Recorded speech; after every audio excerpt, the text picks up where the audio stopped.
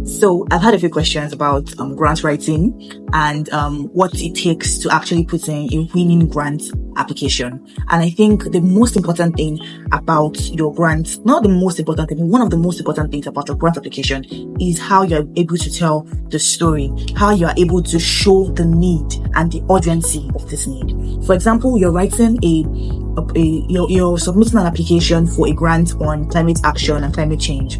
First of all, depending on, because different grants have different requirements. So some would ask for concept notes, some would ask for presentations, some would already have some questions, that will guide your answers. But every grant application wants to know, what is the problem? What are you trying to do? The need to first of all be establishing what the problem is, that there is a problem here and it is urgent. It is important that we get on this so that it doesn't escalate beyond what can be contained. You may not be able to solve the entire problem, but you want to solve a part of the problem. For example, we know that gender-based violence is a problem in our society, in all societies really.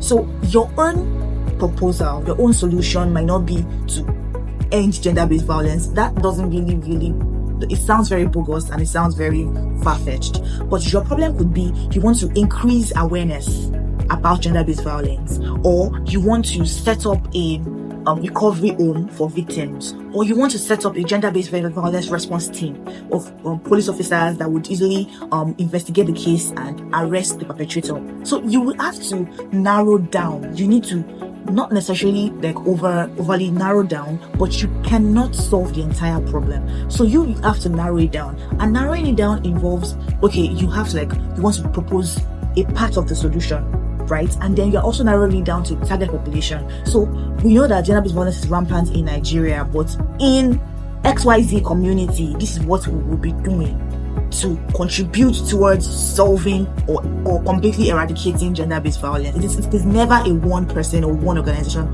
approach.